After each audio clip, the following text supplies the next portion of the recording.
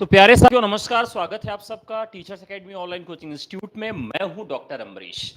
साथियों आज की चर्चा होने वाली है आदिकाल के महत्वपूर्ण प्रश्नों की ओर। तो एक बार आप वीडियो में आ जाइए और बता दीजिए कि वीडियो ठीक चल रहा है, आवाज आ रही है और आप कमेंट कर पा रहे हैं, सब कुछ ठीक है, एवरीथिंग इज फाइन।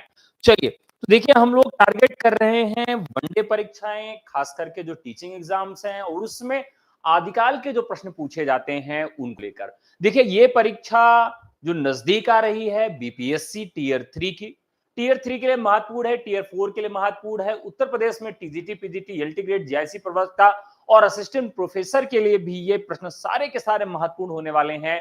तो चलिए शुरू करते हैं। मध्य प्रदेश में भी परीक्षाएं होने वाली हैं टीजीटी पीजीटी की, तो उनके लिए भी ये प्रश्न बहुत ही महत्वपूर्ण होने वाले हैं।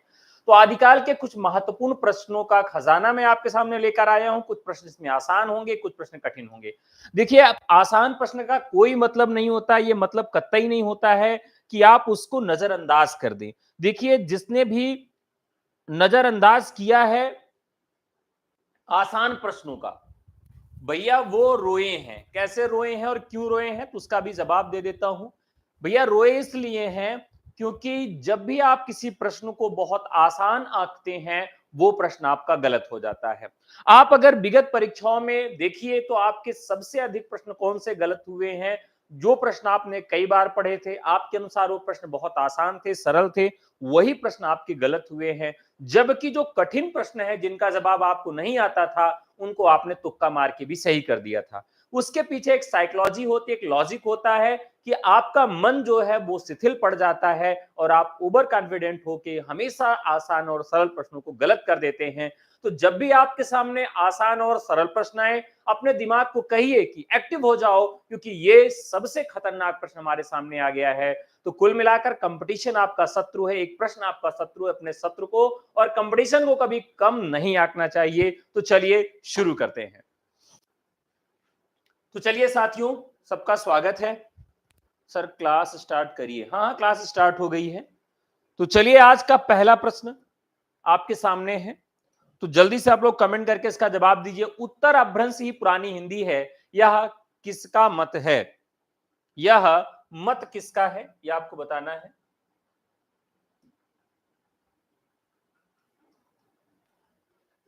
चलिए फटाफट बताइए, जल्दी से जवाब दीजिए।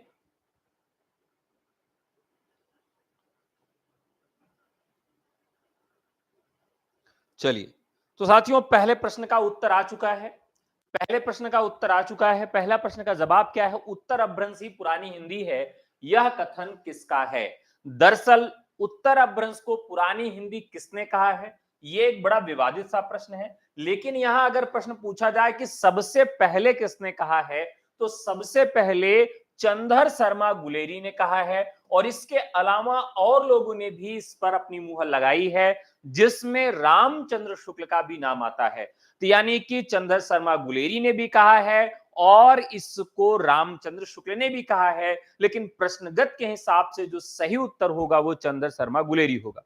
आज का दूसरा प्रश्न है, वास्तविक हिंदी की शुरुआत भक्तिकाल से मानते हैं। देखिए वास्तविक की शुरुआत की बात करें तो वास्तविक की शुरुआत का तात्पर्य क्या है?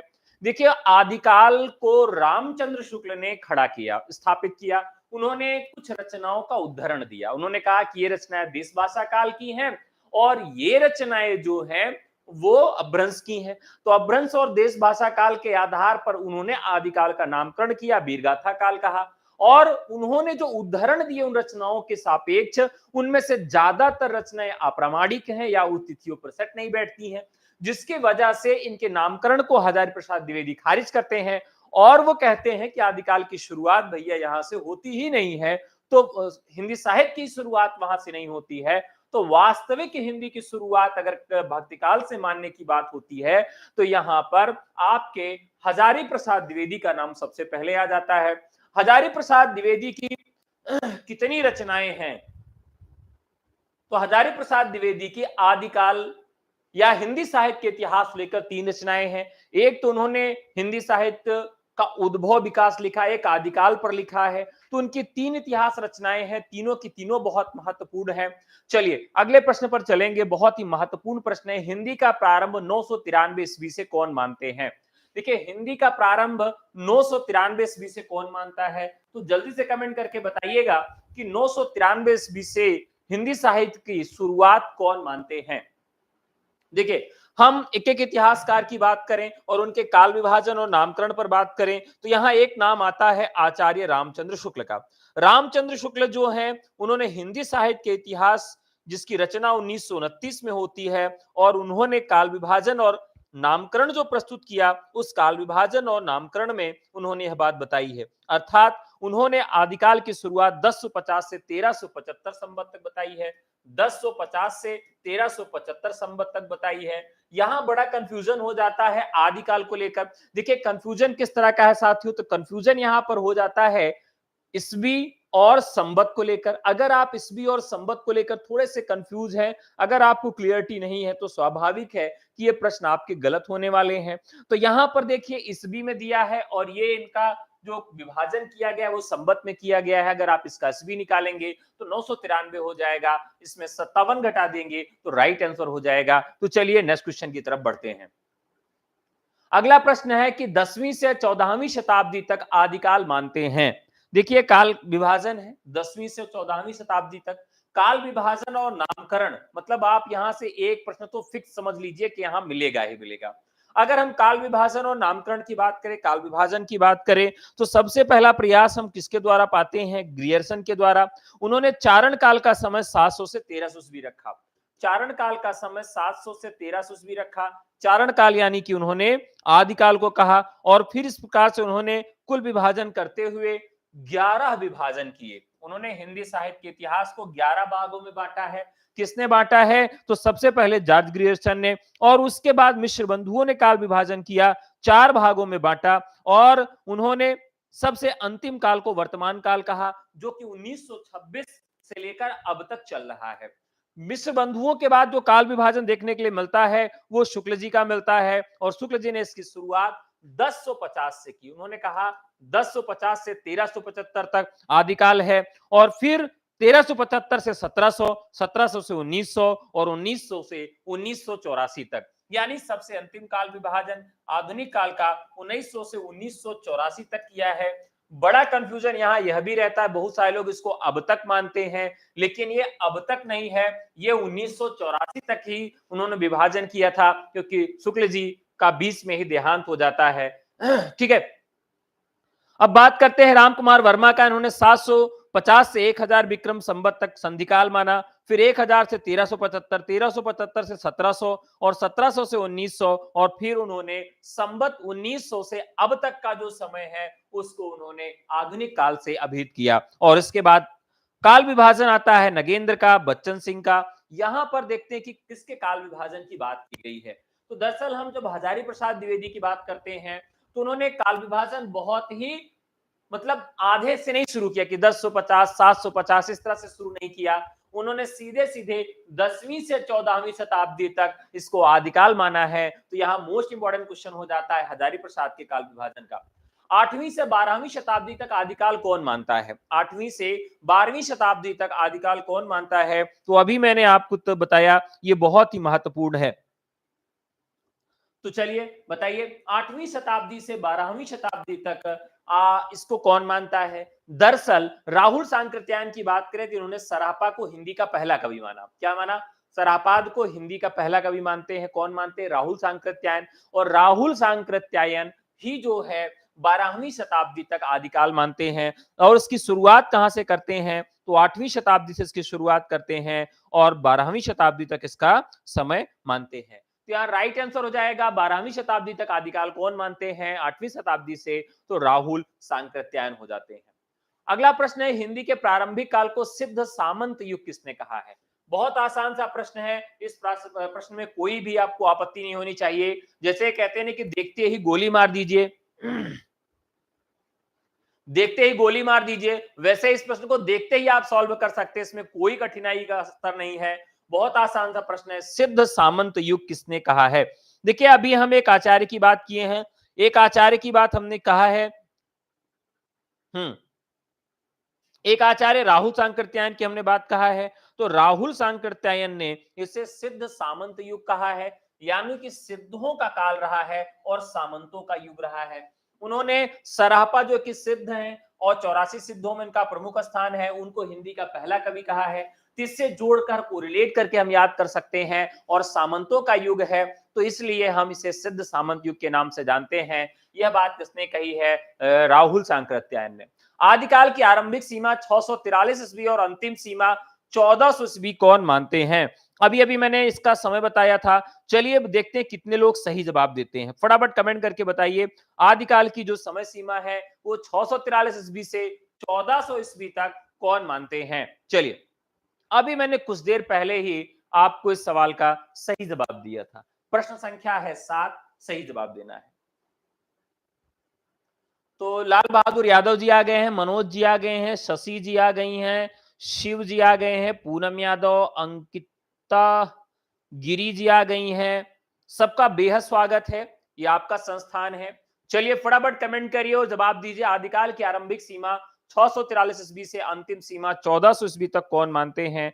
तो ये सबसे ज्यादा चर्चित जो है काल विभाजन रहा है, और इस काल का जो 643 से शुरू हो रहा है, इसका नाम चारण काल कहा गया है। इसे क्या कहा गया है? चारण काल से अभिहित किया गया है। किसके द्वारा किया गया है? तो यहां पर राइट आंसर आपके अनुसार क्या हो जाएगा? जॉर्ज ग्रियर्सन हो जाएगा। अब यहां बात करते हैं ग्रियर्सन की। तो ग्रियर्सन ने एक ग्रंथ लिखा है the modern vernacular literature of Hindustan. इसका हिंदी में अनुवाद किसने किया है? इसे वास्तविक अर्थों में हिंदी साहित्य का प्रथम इतिहास माना जाता है, और इसका हिंदी में अनुवाद किसने किया है? जितने लोग सही जवाब देंगे मानूंगा कि उनकी तैयारी अच्छी है। प्रश्न बेहद आसान है, ठीक है, लेकिन आपको बताना है कि इसका हिंदी में अनुवाद किसने कहा किया है। तो आपको सही जवाब देना है कि इसका हिंदी में अनुवाद किसने किया है। हिंदी में अनुवाद की बात करें तो अंग्रेजी का हिंदी में अनुवाद अंग्रेजी में लिखा गया था। हिंदी में अनुवाद कौन कर सकता है? दरअसल ये अंग्रेजी में लिखा गया, और आपको याद करना है कि अंग्रेजी कौन ज्यादा बोलती है? तो किशोरियां। तो ऐसे एक हमारा ट्रिक हो जाएगा, तो यानी कि किशोरी लाल। तो आसानी से याद हो गया, आपको कभी नहीं भूलेगा। अंग्रेजी से हिंदी में अनुवाद किया किशोरियों ने। अब यहां पर एक और प्रश्न आता है गारसा दत्तासी के इतिहास का। गारसा दत्तासी हिंदी साहित्य का इतिहास प्रथम इतिहास है, फ्रेंच भाषा में लिखा गया था। एक पादरी थे गारसा दत्तासी जो भारत में आके इतिहास लिखते हैं। तो उनके इतिहास का नाम क्या था? स्तवार द ललितपुर इंदुए हिंदुस्तानी। और इस ग्रंथ का हिंदी में अनुवाद किसने किया? तो यह भी याद रखना है। तो यहां ध्यान रखिएगा, नाम है गारसा दत्तासी, और लक्ष्मी इसमें आप याद रखिएगा, इसके नाम का पहला वर्ड लक्ष्मी है, तो आसानी से आपको याद हो जाएगा। तो फटाफट कमेंट करके बताइए कि गारसा दत्तासी के इतिहास का हिंदी अनुवाद किसने प्रस्तुत किया। मंजू जी ने एकदम सही जवाब दिया है, वंदना जी ने लक्ष्मी कहा है, वेरी गुड, बहुत बहुत बढ़िया। चलिए नेक्स्ट क्वेश्चन की तरफ बढ़ते हैं। अगला प्रश्न है 1529 ईस्वी को आदिकाल की अंतिम सीमा कौन मानते हैं? देखिए ये प्रश्न, इस तरह के प्रश्न देखिए हमेशा गलत हो जाते हैं। उसके पीछे का कारण यह है कि बहुत ही फैक्चुअल क्वेश्चन होते हैं, बहुत खतरनाक टाइप के क्वेश्चन होते हैं। देखिए यहाँ पर ईस्वी में बात को रखा गया है, इसलिए और खतरनाक हो जाता है। अगर हम बात करें एक एक काल विभाजन की, तो यहाँ पर एक काल विभाजन किया है मिश्र बंधुओं ने। मिश्र बंधुओं ने जो काल विभाजन अपना प्रस्तुत किया है वो किया है संवत में, ठीक है। तो मिश्र बंधुओं की बात करें तो इन्होंने 700 से 1343, 1343 से 1444, 1445 से 1560, 1561 से 1680 और 1681 से 1790 और 1791 से 1889 और 1890 से 1924 विक्रम संवत में इन्होंने इसका काल विभाजन किया है, ठीक है। अब यहां काल विभाजन की बात करें तो काल विभाजन में हमें इनका काल विभाजन याद रखना है। दरअसल यहां पर ईस्वी है और वहां प्रश्न में क्या है? संवत है। तो संवत और ईस्वी में बड़ा कंफ्यूजन हो जाता है। तो कभी भी अगर प्रश्न आपकी परीक्षा में पूछा जाए तो सबसे पहले उसमें यही क्लियर करिएगा कि इसमें संवत है या ईस्वी है। तो प्रश्न संख्या आपके सामने 8 दिखाई दे रही है। तो यहां पर साथियों मिश्र बंधु इज द राइट आंसर। मिश्र बंधुओं ने इसका काल विभाजन इस तरीके से किया है। मिश्र बंधुओं ने पूरे इतिहास को 4 भागों में बांटा। कई बार यह भी प्रश्न पूछ लिया गया है कि मिश्र बंधुओं ने इतिहास को कितने भागों में बांटा है? तो मिश्र बंधुओं ने 4 भागों में बांटा है, लेकिन प्रथम 3 भाग को 2-2 भागों में बांटा है। यानी पहले भाग को 2 भाग में, दूसरे को 2 भाग में, तीसरे को 2 भाग में और चौथे को 1 भाग में। तो यहां पर जरूर याद रखिएगा, क्योंकि काल विभाजन आपसे पूछा जा सकता है। पूर्व प्रारंभिक काल, उत्तर आरंभिक काल, पूर्व माध्यमिक काल, प्रौढ़ माध्यमिक काल, पूर्व अलंकृत काल और उत्तर अलंकृत काल, और सबसे अंतिम का जो काल है इसे परिवर्तन काल उन्होंने कहा है। क्या कहा है? परिवर्तन काल कहा है। तो ये प्रश्न आपको समझ में आ गया होगा, बहुत ही महत्वपूर्ण प्रश्न है। प्रश्न संख्या 9 पे चलते हैं। 1318 ईस्वी को आदिकाल की अंतिम सीमा कौन मानते हैं? देखिए, इस तरह के प्रश्न हमेशा गलत हो जाते हैं क्योंकि बहुत ही फैक्चुअल होते हैं। हम जब पढ़ते हैं तो हमको कॉन्फिडेंस होता है कि हमने तो ये काल विभाजन रट लिया है, नामकरण रट लिया है, अब ये कहां से प्रश्न गलत होगा, लेकिन ये प्रश्न अक्सर गलत हो जाते हैं। 1318 ईस्वी को आदिकाल की अंतिम सीमा कौन मानते हैं? और यहां पर भी संबत न दे के ईस्वी दिया गया है, इसलिए यह प्रश्न और भी घातक हो जाता है। तो चलिए फटाफट कमेंट करके जवाब दीजिएगा। यहां पर प्रश्न संख्या 9 आपके सामने है। देखिए, प्रश्न संख्या बहुत आसान है। ये काल विभाजन आप लोगों ने लगभग रट लिया होगा, याद कर लिया होगा, लेकिन देखिए कंफ्यूजन कितना क्रिएट करता है जब भी संवत से ईस्वी में बदला दिया जाता है। तो 1050 से 1375, 1375 से 1700, 1700 से 1900 और 1900 से 1984 संवत तक आचार्य रामचंद्र शुक्ल ने हिंदी साहित्य के इतिहास का काल विभाजन किया है। अब यहां अगर हम बात करें 1318 की, तो 1318 को आदिकाल की अंतिम सीमा कौन मानते हैं? तो आचार्य रामचंद्र शुक्ल मानते हैं। देखिए, प्रश्न एकदम आसान है, प्रश्न में कोई कठिनाई नहीं है, बेहद आसान सा प्रश्न है, लेकिन ज्यादातर लोग गलत जवाब दे रहे हैं। उसके पीछे का कारण क्या है? कि वो इतना जल्दी ईस्वी से संबत नहीं बना पा रहे हैं, और इसी वजह से ही इस तरह के प्रश्न आपसे गलत हो जाते हैं। अब बात करें 1375, ठीक है, 1375 में घटा लें 1318, 15 में से 8 गए 7, 6 में से 1 गए 5, 13 से 13 कितना बचा? 57 बचा। बताइए, गलत हुआ प्रश्न? देखिए कौन कौन गलत जवाब दिया है, देख लेते हैं। तो आराध्या ने गलत दिया है, मनोज जी ने सही जवाब दिया है। देखिए गलत क्यों हुआ? आपको रामचंद्र शुक्ल का हिंदी साहित्य का इतिहास याद है, आपने काल विभाजन भी रट लिया है, लेकिन समस्या क्या होती है? समस्या क्या होती है कि आप तुरंत यहां पर निर्णय नहीं ले पाते हैं कि हमें घटाना है या जोड़ना है। यहां पर यही नहीं, और भी सुनिए, एक डायलॉग है ना, वो रील में आता है, वो उंगली दिखा कहता है यही नहीं अभी और सुनिए। तो आपके लिए भी है कि यही नहीं अभी और सुनिए, एक हिजरी संबत भी आता है, कहीं कहीं आपके लिए हिजरी संबत दिया जाता है। जैसे अगर आप जायसी को पढ़ेंगे, जायसी का समय पढ़ेंगे, जायसी की रचनाओं को पढ़ेंगे, तो वहां हिजरी में समय दिया रहता है। और पीजीटी 2011 पीजीटी में यह प्रश्न आ गया, बहुत सारे बच्चे इस प्रश्न को गलत करके चले आए, क्योंकि वो क्या करते हैं, हिजरी उन्होंने समझा ही नहीं क्या है हिजरी, हिजरी किस खेत की मूली का नाम है, और इसी वजह से यह प्रश्न उन लोगों का गलत हो गया। तो जब भी प्रश्न आए, अगर सन वाला प्रश्न है, डेट पूछी गई, तो उसमें ध्यान दीजिए हिजरी दिया गया है, संबत दिया गया है, विक्रम संबत दिया गया है, कौन सा समय दिया गया है, आप ये जरूर ध्यान में रखिए। तो इस प्रकार से इसका सही जवाब हो जाएगा ए, और इस तरह का प्रश्न आपका दोबारा गलत नहीं होगा। आचार्य शुक्ल किस आधार पर आदिकालीन जैन साहित्य को हिंदी परिधि से बाहर मानते हैं?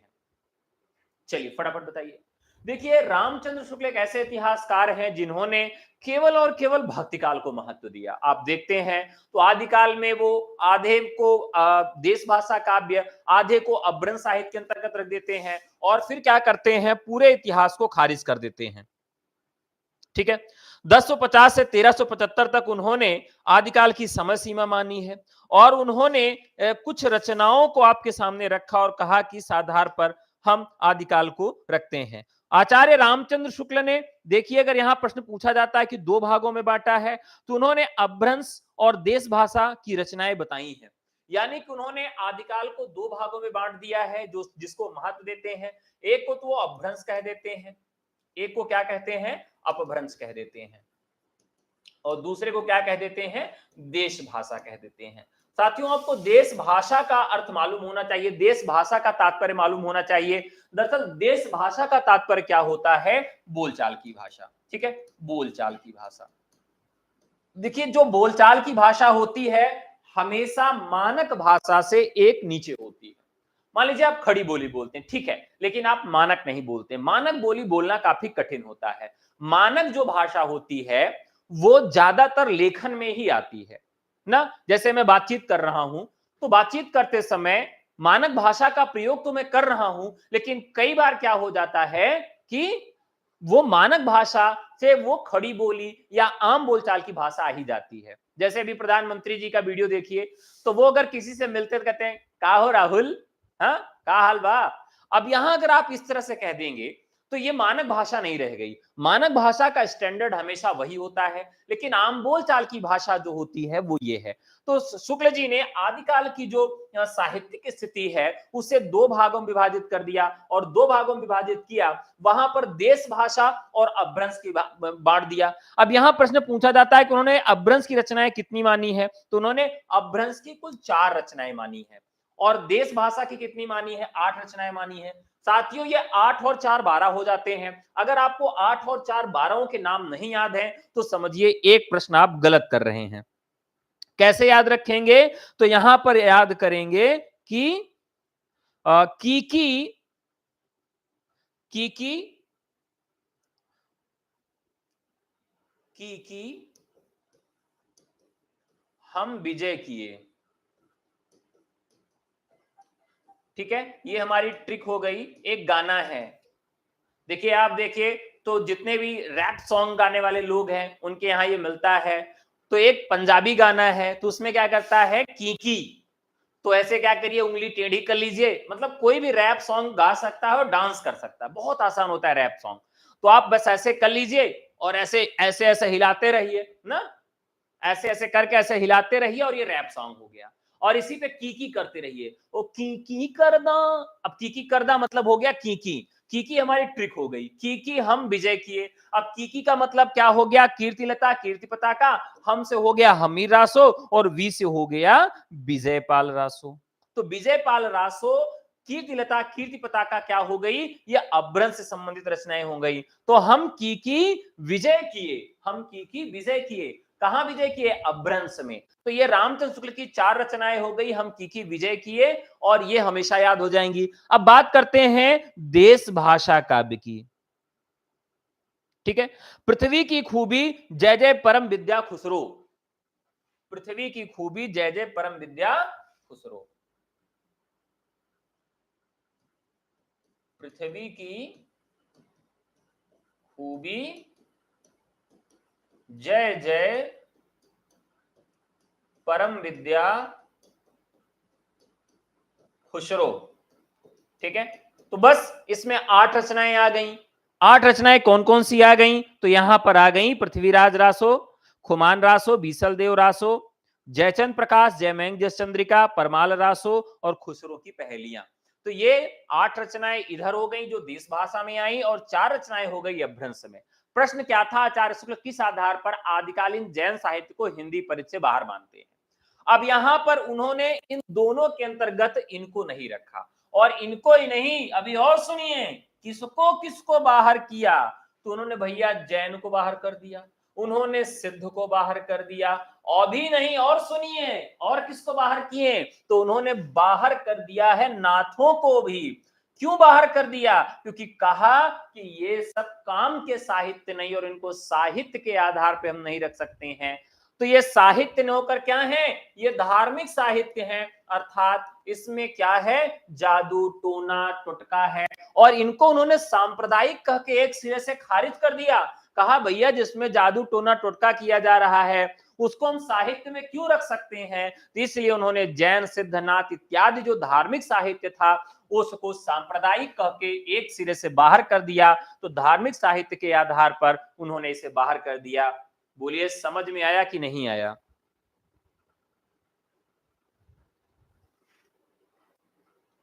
हाँ देखिए, बीपीएससी में हिंदी और इंग्लिश का भी है, वो क्वालिफाइंग है, तो वो भी क्लास अपने यहां मिल जाएगी आपको टीचर्स अकेडमी पे। ठीक है, चलिए तो अंतर्द्वंदग्रस्त मानवीय भावों की जटिलता के सूक्ष्म मनोवैज्ञानिक विश्लेषण के लिए आदिकाल में किस साहित्य को पहचाना जाता है? लियो गुरु, बहुत तगड़ा वाला प्रश्न आ गया। चलिए बताइए। देखिए मजा आ जाए पढ़ने में। देखिए पढ़ते सब हैं, पढ़ाते सब हैं। पढ़ाई करना बड़ा नीरस कार्य है। सब चाहते हैं हमको नौकरी मिल जाए। 8 घंटा फावड़ा चलाना आसान है साथियों, 8 घंटे बैठ के पढ़ना बेहद कठिन है। 8 घंटे आप गार्ड की नौकरी कर सकते हैं, लेकिन 8 घंटे आप बैठ के पढ़ नहीं सकते हैं। क्योंकि ये मस्तिष्क जो है बहुत जल्दी थक जाता है। इसी वजह से लोग सफल नहीं हो पाते पढ़ के, और वो 8 घंटे की नौकरी कर लेते हैं, फावड़ा चला लेते हैं, लेकिन 8 घंटा बैठ के नहीं पढ़ पाते हैं। कारण ये है कि अपने वो पढ़ाई को इंटरेस्टिंग नहीं बना पाते, मजेदार नहीं बना पाते हैं। तो जब तक आपकी पढ़ाई इंटरेस्टिंग नहीं होगी, पढ़ाने वाला मजेदार ढंग से आपको नहीं पढ़ाएगा, तब तक वही फैक्ट आपको याद नहीं होगा, आप भूल जाएंगे। तो हमेशा पढ़ाई को इंटरेस्टिंग बनाइए, कभी बोझिल होके ना पढ़िए, एंजॉय करके पढ़िए, खुद मजेदार ट्रिक्स बनाइए और चीजों को एकदम कोरिलेट करिए। देखिए आपके जीवन में गार्डन गार्डन हो जाएगा। तो चलिए इस प्रश्न की तरफ बढ़ते हैं। यहां पर प्रश्न है कि अंतर्द्वंदग्रस्त मानवीय भावों की जटिलता के सूक्ष्म मनोवैज्ञानिक विश्लेषण के लिए आदिकाल में किस साहित्य को पहचाना जाता है? देखिए इसका प्रश्न ही इतना कठिन बना दिया गया है कि भैया एकदम खोपड़िया घूम जा रही है ना। देखिए कितना कठिन टाइप का प्रश्न है। चलिए देखते हैं। तो अंतर्द्वंदग्रस्त मतलब जो अंतर्द्वंद है वो मन का अंतर्द्वंद है। मानवीय भावों की जटिलता, सूक्ष्म मनोवैज्ञानिक विश्लेषण, इतना तगड़ा काम तो भैया सिद्धों ने नहीं किया। ये तो एकदम खुल्लम खुल्ला प्यार करेंगे हम दोनों। ये तो कहते थे कि भैया ऐसा है कि पंचमकार ले लीजिए, मत्स्य, मैथुन और मदिरा और मुद्रा, ये खूब ले लीजिए। जब इनसे मन भर जाए तो फिर एक अपनी महामुद्रा चुन लीजिए, एक योगिनी चुन लीजिए और उसके साथ जो है आप रति क्रीड़ा कर लीजिए और तब आप सिद्ध बन जाएंगे। तो इनका तो अलग फंडा था, एंजॉय का खुद ही साधन बना लिए थे और बाद में कहते जब इनसे मन भर जाए तो चलिए सिद्ध बन जाते हैं। यही समस्या हो गई गुरुजी के पास। कौन से गुरुजी इसमें फंस गए? तो जो नाथ पंथ के प्रणेता हैं उनके गुरु मत्स्येंद्र नाथ जी, तो गोरखनाथ के गुरु जी इसमें फंस गए, वो निकल ही नहीं पा रहे थे। तो गोरखनाथ ने कहा कि हमारे गुरु जी बहुत बुरे फंस गए हैं। तो उनको इस धारा से निकालने के लिए गोरखनाथ ने नाथ पंथ की स्थापना की। वो कहते हैं कि अपने गुरु जी को निकालने के लिए, और अपने गुरु जी को ही नहीं 2-3 लोगों को और निकाल के ले गए। कहा ये आपके लिए सिद्ध साहित्य अच्छा नहीं है। तो सिद्ध साहित्य के ही कुछ लोग आपको देखने के लिए मिलेंगे नाथ साहित्य में। इसके पीछे का कारण यही था। तो यहां पर सिद्ध और नाथ गुरु होगा नहीं, ठीक है। रासो साहित्य तो मार काट लड़ाई झगड़े वाली बात करता है, ठीक है, वीर रस की बात करता है ना, तो ये तो होगा नहीं। तो का होगा, जैन कवियों का साहित्य जो है वह इस धारा में एकदम फिट बैठता है, ठीक है।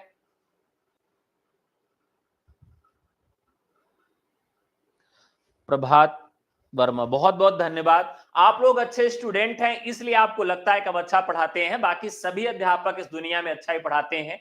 यहां पर खड़े होकर पढ़ाना ही बहुत बड़ी चीज होता है। कोई भी टीचर हो, आप भी क्लास में जाके खड़े होकर पढ़ाएंगे वो बहुत बड़ी चीज है, क्योंकि खड़े होकर एक्सप्रेस करना सबसे कठिन काम होता है।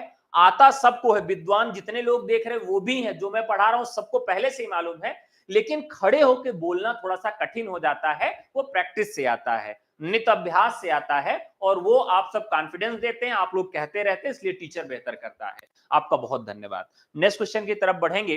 रासो साहित्य किस काल की साहित्यिक प्रवृत्ति है? चलिए फटाफट बताइए, रासो साहित्य किस काल की साहित्यिक प्रवृत्ति है? चलिए, रीतिकाल, आदिकाल, आधुनिक काल और भक्ति काल। चलिए बताइए।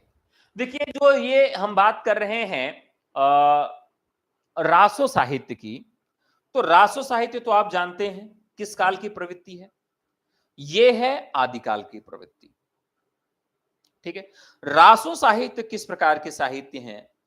एक तो ये प्रशस्ति मूलक है, और दूसरे ग्रंथ जो हैं इसमें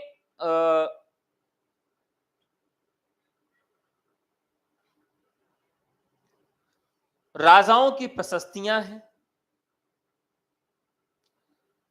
ये विभिन्न जो काल हैं उपदेश मूलक भी हैं। तो बहुत सारे काव्य हैं जो आपके लिए बहुत महत्वपूर्ण हैं और इनकी जो रचनाएं हुई हैं, इनकी जो कथानक हैं वो भी आपको मालूम होना चाहिए। चलिए, तो एक पंक्ति आपके सामने में रख रहा हूं, आपको बताना है कि ये पंक्ति किस रचना से संबंधित है। कई बार प्रश्नों में पूछी गई है। 1272 माझिर जेठ बदी नौमी बुधवारी ओ नाल्ह रसायन आरंभ ही शारदा टूटी ब्रह्म कुमारी। ये आपको बताना है कि किस ग्रंथ से संबंधित है। आप लोगों ने लगभग पढ़ा होगा। और ये काव्य जो है विरह काव्य है। इसकी रचयिता नरपति नाल ने किया था और इसका रचना काल बहुत विवाद से भरा रहा है, फिर भी 1212 के आसपास ये रचना मानी जाती है। 1212 विक्रम संवत इसका रामचंद्र शुक्ल ने समय ठहराया है और इसमें बीसल देव विग्रह राज चतुर्थ के परदेश जाने की कथा है। तो आप लोग जान गए होंगे किस रचना की बात कर रहे हैं हम, विशल देव की। यहां हम बात कर रहे थे आदिकाल की, तो ये आपको क्लियर हो गया। देखिए यहां पर इस तरह से सभी रचनाओं के विषय में थोड़ी बहुत जानकारी आपको होनी चाहिए। अब इसमें मालवा के भोज परमार की पुत्री राजमती और संभर नरेश बीसल देव के विवाह का वर्णन है। राजमती से रूठकर बीसल देव का उड़ीसा जाना और वहां 1 साल तक रह जाना। कई बार परीक्षाओं में पूछ लिया गया कितने साल वहां रहते हैं रूठकर। राजमती का विरह वर्णन, बीसल देव का उड़ीसा से लौटना, भोज का अपनी पुत्री के मालवा ले आना और बीसल देव द्वारा वहां जाकर राजमती को अपने पास घर ले आना, इस कथा को यहां पर बताया गया है। ठीक है, चलिए नेक्स्ट क्वेश्चन। भाट और चारण कवियों ने किस साहित्य की रचना की है? तो ये तो बहुत आसान सा क्वेश्चन है, इसमें तो कुछ है ही नहीं है। इसको तो आप आंख मूंद कर दे देंगे जवाब, लेकिन ऐसे ही प्रश्न हो जाते हैं गलत। तो 13 नंबर का प्रश्न है। 13 नंबर का सही जवाब क्या होगा? यहां पर रासो साहित्य होगा। भाट और चारण कवियों ने इसकी रचना की है। नेक्स्ट क्वेश्चन है, रास काव्य में जीवन के विभिन्न अनुभवों की व्याप्ति है, जबकि रासो काव्य परंपरा में किन पक्षों का चित्रण है? देखिए रास काव्य जो है, रास फाग काव्य, उसमें क्या है, जीवन के विभिन्न अनुभवों की व्याप्ति है और रासो काव्य परंपरा में किन पक्षों का चित्रण है? यहां पूछा गया है कि रासो काव्य परंपरा, रासो काव्य परंपरा में प्रेम और युद्ध है, शास्त्र और रीति है, भक्ति और मोक्ष है, तर्क और विमर्श है। तो चलिए बता दीजिए, ये प्रवृत्तियां अगर आपको आदिकाल की मालूम रहेंगी तो साथियों ये प्रश्न कभी भी गलत नहीं होंगे। तो देखिए यहां पर एकदम से राजाओं का फिक्स था। क्या फिक्स था? कि यार देखो जीवन बहुत कम मिलता है, इंजॉय करेंगे, सीना तान के रहेंगे। 12 बरिस लव कुकुर जिए और 13 बरिस लव जिए सियार और बरस 18 छत्री जिए आगे जीवन को धिक्कार। अब इस तरह की पंक्ति जो लिख सकता है उसकी मनोभावना क्या हो सकती है? तो उसकी मनोभावना हो सकती है भैया ऐसा है कि हम युद्ध ही करेंगे। ठीक है,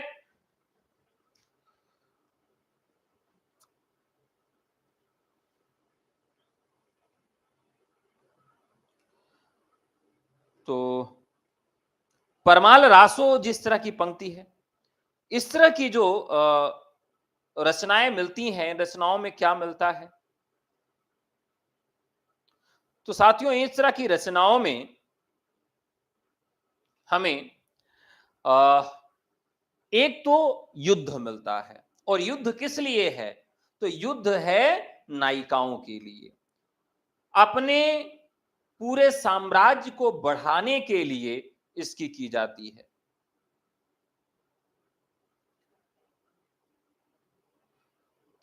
चलिए कुछ पंक्तियां आपको सुना देते हैं, तो आपको बताना है कि पंक्तियां कहां से ली गई हैं। आपको कुछ पंक्तियां सुनाते हैं। तो प्रेम हो गया, और प्रेम को बचाने के लिए और प्रेम को पाने के लिए यहां पर युद्ध होते हैं। ठीक है, प्रेम को बचाने के लिए और प्रेम को दिखाने के लिए, इन सब के लिए यहां पर यह युद्ध होता है। सज्जो पृथ्वीराज सुसज्जिय सैन सजे सब सावंत सूर सतेन सजे चौहान सुकन्या समथ सजे कछवाह पजून सुगथ सजे संग चालुक सारंग देव सजे सुपावर सुलक्षण एव सजे संग दाहिम चावंड सूर सजे काय मास महामुख नूर सजे काम ध्वज नुद्र राय सजे पर संग सुकिजय चाय सजे संग भौह चंदेल सुजेर सजे चल से सुभट्टी वीर आप सब बताएंगे कि ये कहां से ली गई है। जो सही जवाब दे देगा उसको एक रसगुल्ला खिलाएंगे। जो पंक्तियां मैंने पढ़ी वो किस काव्य से ली गई हैं, आपको यही बताना है कि ये पंक्तियां कहां से ली गई हैं। ठीक है, कुछ पंक्तियां और पढ़ देता हूं। सजे संग मेरिया सादुल सूर, सजे कन केस लिए मुख नूर, सजे संग तारन मल्ल सहस, बलिभद्र पूरन मल्ल रहस्य, सजे संग धावर धीर परम, सजे संग रावत राम गरम, लिए सब सावंत सूर सन्नद किए जदु, चावो उपाव मरन किए दर कूच, चले चौहान चंदेल ऊपर क्रोध निदान। चलिए फटाफट बताइए। वाह, एकदम सही जवाब आया है आराध्या जी का। देखिए कीर्ति जी आदिकाल से तो है ही है, लेकिन ये परमाल रासों की पंक्तियां हैं। कहां की पंक्तियां हैं? परमाल रासों की पंक्तियां हैं। बहुत बहुत धन्यवाद, बधाई हो आपको, आपने बहुत सही जवाब दिया है। अगले प्रश्न की तरफ बढ़ेंगे। रासो साहित्य किस समाज की उपज है? ये तो बहुत आसान सा सवाल है, आप सब इससे चुटकी बजा के जवाब दे देंगे।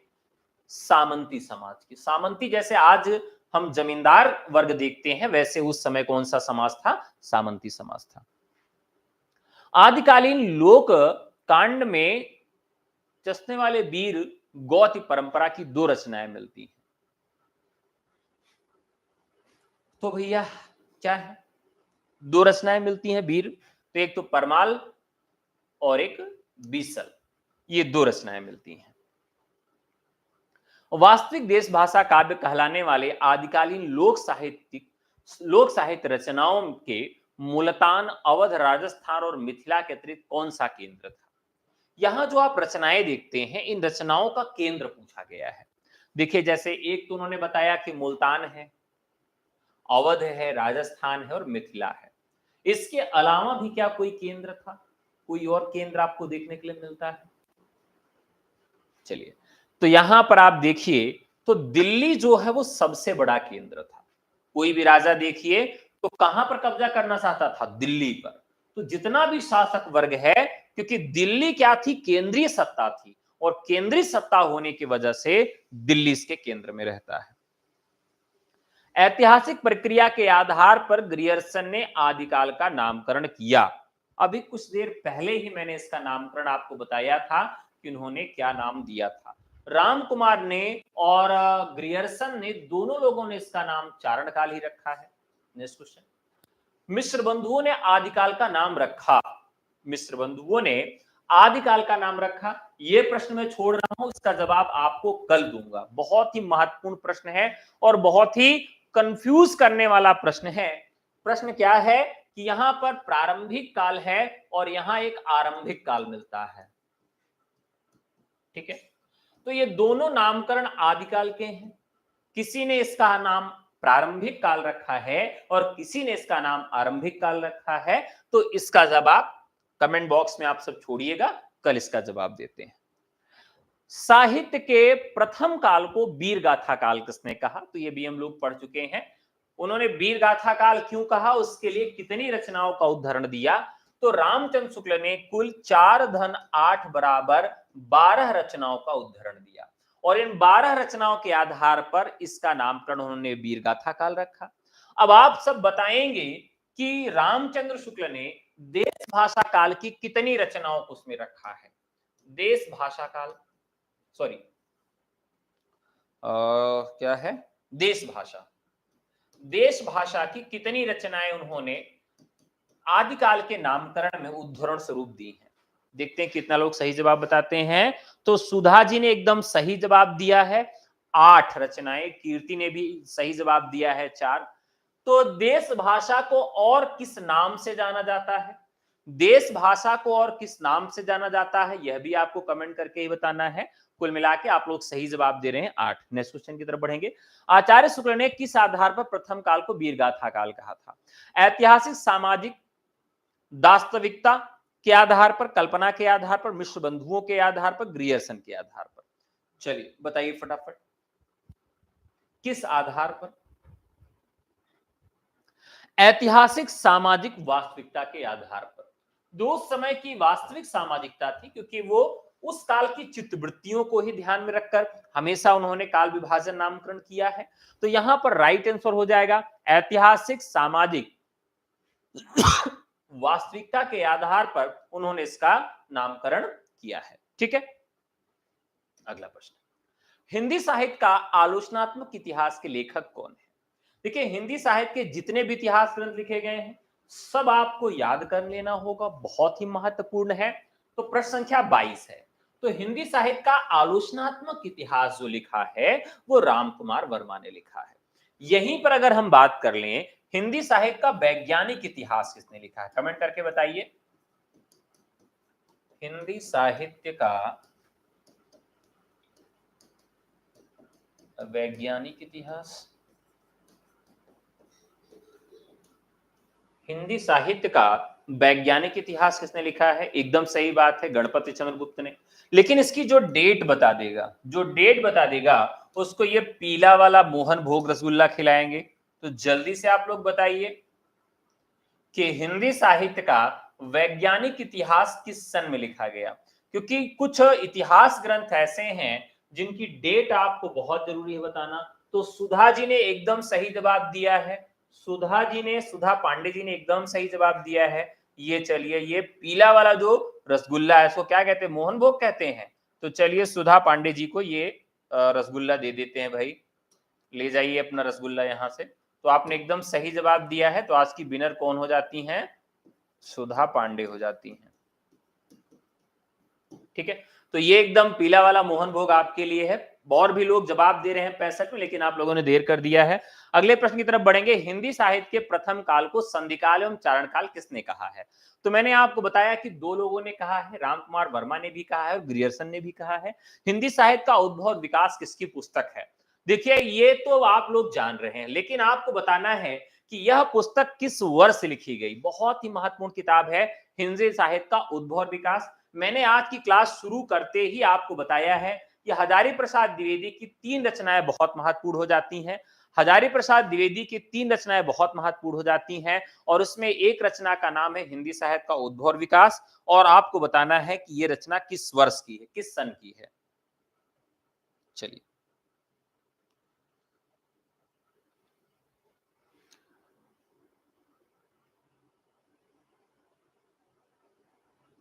देखिए जो सही जवाब देगा 1952।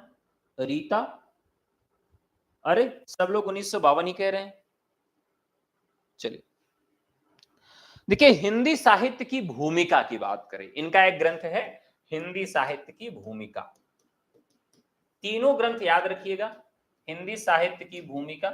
कई बार इन ग्रंथों का क्रम भी पूछ लिया जाता है। ये 1914 का ग्रंथ है, 1940 का ग्रंथ है।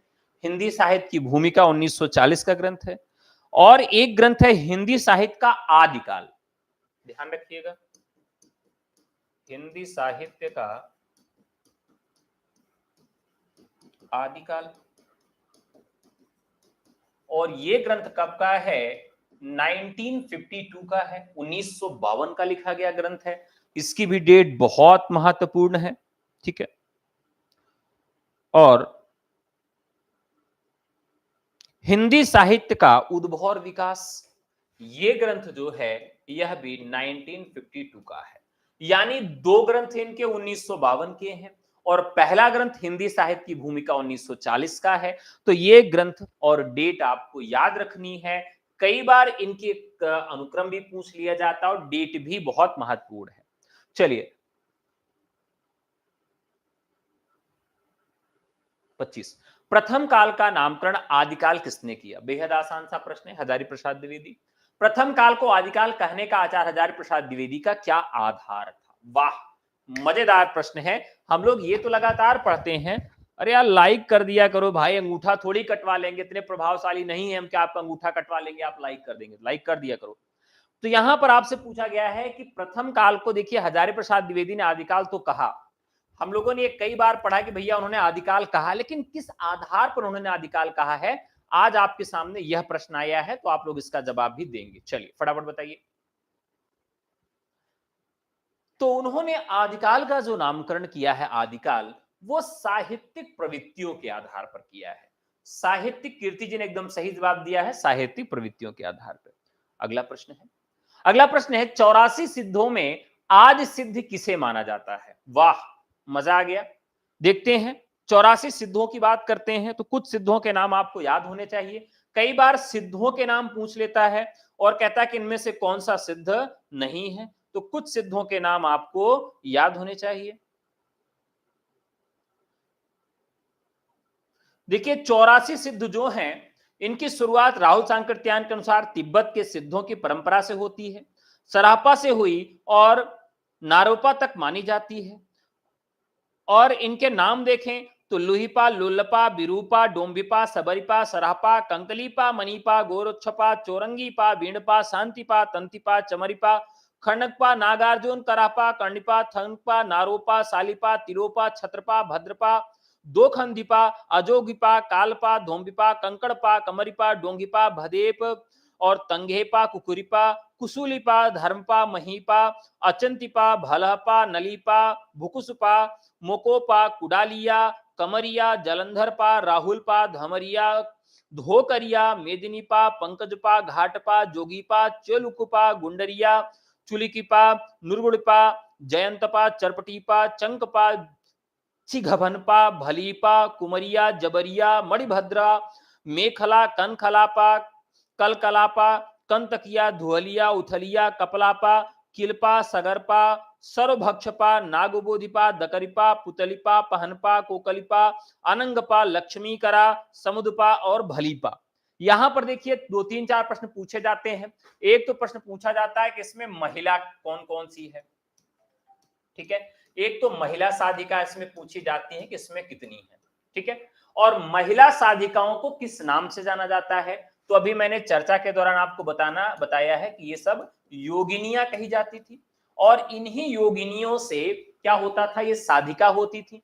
जब तक कोई साधिका नहीं चुनता था, जितने भी साधक थे, जितने भी सिद्ध थे, जब तक वो किसी एक योगिनी को अपना नहीं बना लेते थे, तब तक वो सिद्ध नहीं कहलाते थे। तो एक योगिनी आपको चुनना ही चुनना था, तो यहां पर योगिनी होती थी, ठीक है, एक योगिनी हो जाती थी। और ये महिला साधिकाएं कितनी थी, तो फटाफट कमेंट करके बताएं कि महिला साधिकाएं इसमें कितनी थी, कौन कौन थी। एक प्रश्न तो आपका ये बनता है, फटाफट कमेंट करके बताएं। देखिए जैसे एक लक्ष्मीकरा है,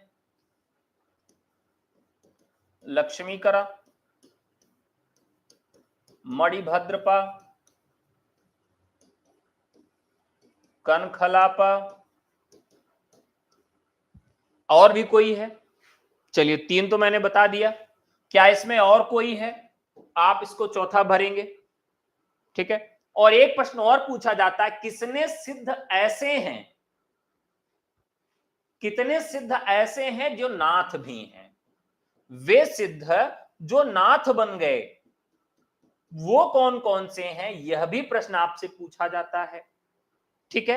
वो कौन कौन से सिद्ध हैं? अच्छा विनीता जी, आपका एस्टेट में 114 नंबर, अरे वाह, बहुत बढ़िया है। टीयर 4 के लिए लग जाइए और धूमधाम से लग जाइए। आप लोग का नहीं होगा तो किसका होगा? आप लोग अच्छी तैयारी किए थे, अच्छे स्टूडेंट हैं, निश्चित तौर पे बिहार में तो नौकरी लगी जाएगी और यूपी में आ गया तो यूपी में भी लगेगी, ठीक है। आएगा क्या, परीक्षा तो होनी ही है, ठीक है। तो बिहार एस्टेट 4 और यूपी में लगभग परीक्षाएं आसपास ही होंगी। चलिए चलिए, मेखलापा, वेरी गुड। नेक्स्ट क्वेश्चन की तरफ बढ़ते हैं। तो यहां पूछा गया 84 सिद्धों में आदि सिद्ध किसे माना जाता है? 84 सिद्धों में आदि सिद्ध किसे माना जाता है, ये आपका प्रश्न है। तो यहां पर आदि सिद्ध का मतलब सबसे पहले जो आते हैं सरापा को माना जाता है और इन्हीं को हिंदी का पहला कवि भी माना गया है, ठीक है, वेरी गुड। अच्छा मेरा 110 है, शशि किरण जी बहुत बढ़िया, बधाई हो, बहुत अच्छा है आपका। नागार्जुन, जरभरत, चरपट और जलंधर, वाह सुधा जी बहुत बढ़िया, कमाल कर दिया, आपकी अच्छी तैयारी है, बधाई हो आपको। सिद्धों की ब्रज यान यानक कालीन तांत्रिक साधना पद्धति सकारात्मक योगदान क्या है? सिद्धों ने क्या नया काम किया, कुल मिला के ये प्रश्न है। तो सिद्धों ने एक काम किया कि इन्होंने स्त्री एवं शूद्रों के लिए उपासना सुलभ हो गई, क्योंकि इसके पहले स्त्रियां और शूद्रों के लिए उपासना नहीं थी, तंत्र मत साधना नहीं थी, और सिद्धों ने इनको अपने में जोड़ा, ये इसकी सबसे बड़ी उपलब्धि थी। 29 नंबर का प्रश्न है, किताबी ज्ञान को किसने अपूर्ण सिद्ध कर दिया? किताबी ज्ञान को किसने अपूर्ण सिद्ध कर दिया? तो किसने? तांत्रिक साधना से इन्होंने किताबी ज्ञान को क्या कर दिया? अपूर्ण सिद्ध कर दिया। बौद्धों की निवृत्त मूलक दुखवादी साधना पद्धति को निरस्तर कर सिद्धों ने किसे प्रतिष्ठित किया? ये आज का नंबर 1 का प्रश्न है, बहुत बढ़िया प्रश्न है, ये बहुत ही तगड़ा प्रश्न है। बताइए, एकदम मजेदार प्रश्न है। 30 नंबर का प्रश्न, किसको उन्होंने प्रतिष्ठित किया था? बौद्धों की निवृत्त मूलक दुखवादी साधना पद्धति को निरस्तर कर सिद्धों ने किसे प्रतिष्ठित किया? तो देखिए, दुखवाद कहां था? तो दुखवाद देखने के लिए मिलता है बौद्धिज्म में। महादेवी वर्मा को देखिए तो बौद्धिज्म के दुखवाद से प्रभावित है, लेकिन इसको निरस्तर कर दिया और प्रतिष्ठित किसको किया? तो प्रतिष्ठित किया यहां पर नहीं गुरुजी, आनंद को प्रतिष्ठित किया। किसको प्रतिष्ठित किया? तो उन्होंने आनंद को प्रतिष्ठित किया, क्योंकि दुख था बौद्धिज्म में और उन्होंने पंचमकार लाकर आनंद ला दिया। गुरु क्या ला दिया? पंचमकार। कहा एंजॉय करो, पार्टी करो, और आनंद को स्थापित कर दिया। जहां दुखवाद था वहां पर आनंद लाकर उन्होंने इसमें स्थापित कर दिया। तो ये हो जाएगा इसका सही जवाब। क्लियर है? कैसा लगा प्रश्न? चलिए, ये 31 नंबर का प्रश्न है, ये भी बहुत तगड़ा प्रश्न है, मतलब मजबूत वाला प्रश्न है। बौद्धों ने शून्य, विज्ञान और महासुख किसके अवयव निर्धारित किए हैं? शून्य, विज्ञान, महासुख किसके अवयव हैं? तो ये किसके अवयव निर्धारित किए हैं? तो भैया ये सब उनका आधार था कि निर्वाण की प्राप्ति हो जाए, निर्वाण की प्राप्ति हो जाए, इसके ये अवयव हैं। तो साथियों, आज का जो एपिसोड है यहीं तक है।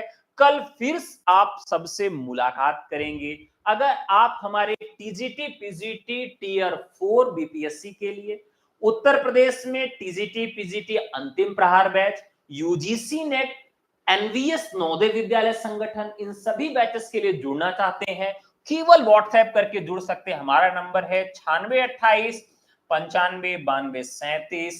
अगर आप हमारे निःशुल्क टेलीग्राम से जुड़ना चाहते हैं तो लिंक आपको वीडियो के डिस्क्रिप्शन में मिल जाएगा, और आप हमारे व्हाट्सएप पर भी कांटेक्ट करके ले सकते हैं। तो आज का एपिसोड कैसा लगा? आज के प्रश्न आपको कैसे लगे? जरूर प्रतिक्रिया दीजिएगा, आपकी प्रतिक्रियाओं का मुझे इंतजार रहता है। और आज का बेस्ट क्वेश्चन आपको कौन सा लगा वो भी कमेंट करके हमें जरूर बताइएगा। फिर मिलते हैं कल, तब तक के लिए नमस्कार, जय हिंद, शुभ दिन।